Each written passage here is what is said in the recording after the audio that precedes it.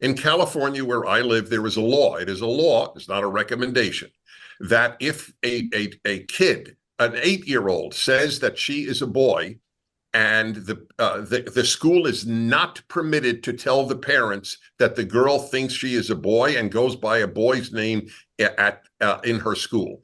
Do you think that that is a moral and good law?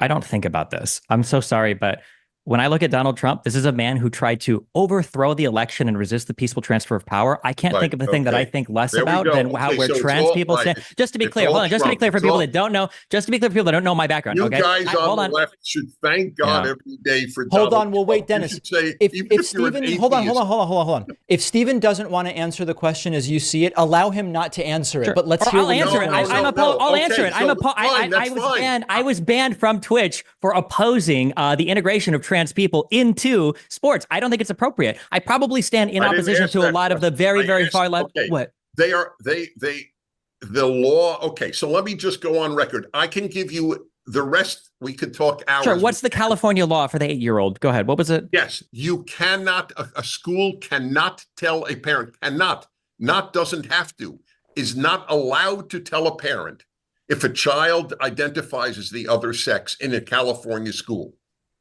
That would probably be something I'd be opposed to as a parent. I think I would want to know that if my kid was identifying as a different gender in class. Correct. So you see, if it weren't for Trump, you would have to spend the time with me or anyone else defending the left and their scummy little laws like that ruin lives of kids and have girls get their breasts cut off at 18 or even younger. It's like nothing matters. All that matters is January 6th. Every time I raise an issue, we go back to January 6th. Because he tried to rebel. It was a rebellion against the peaceful transfer of power. He told people to go peacefully to the halls of Congress. He told Mike Pence. Why were they going there? What were they going there for? To protest the results of the election. Exactly. Because they thought it was cheating. You're right. Exactly. It was an insurrection. They thought, no, you're not allowed to protest with violence. You're not allowed to overthrow, but you were allowed to protest. When they were going there to support Mike Pence, what did they want Mike Pence to do?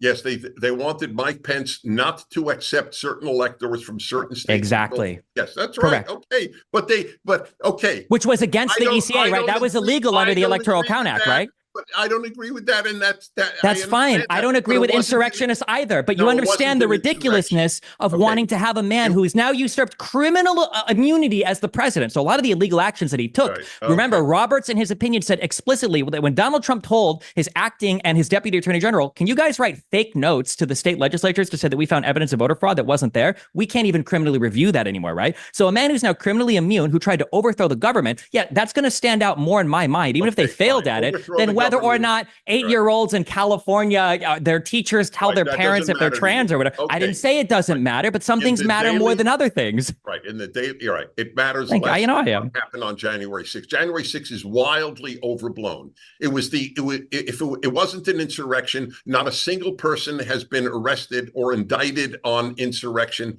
Donald Trump was not accused of fomenting insurrection. The term is a left-wing lie about what happened on January 6th. I don't like January 6th. I condemned it when it happened. It was not an insurrection. That the language that the left uses, fascist, Nazi, insurrection, misinformation, disinformation, this is the language of division that you denied the left engages in.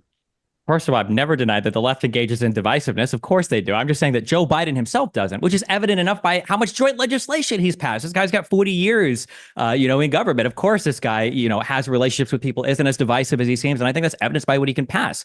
To say that the insurrection is the language of leftists, this is the language that came to us in the 14th Amendment after the Reformation, when, surprise, surprise, after the Civil War, people in Congress didn't want leadership again. That was part of the Civil War. That shouldn't be that shocking. There's nothing left-wing about that idea. That should be a very American idea. We don't want people that would try to insurrect the government to fight against it. Also, if we want to talk about health issues, we're welcome to talk about it as well. But I care way less about the leftists have some crazy views on 8-year-olds being trans, which I think is really stupid, by the way. And I agree that that's stupid. But I care way more about the fact that I don't know if we're ever going to have a new vaccine in this country that is going to have mass protests against it now, because conservatives become the party of anti-vax. I think that's a far more pressing public health matter than trans kids.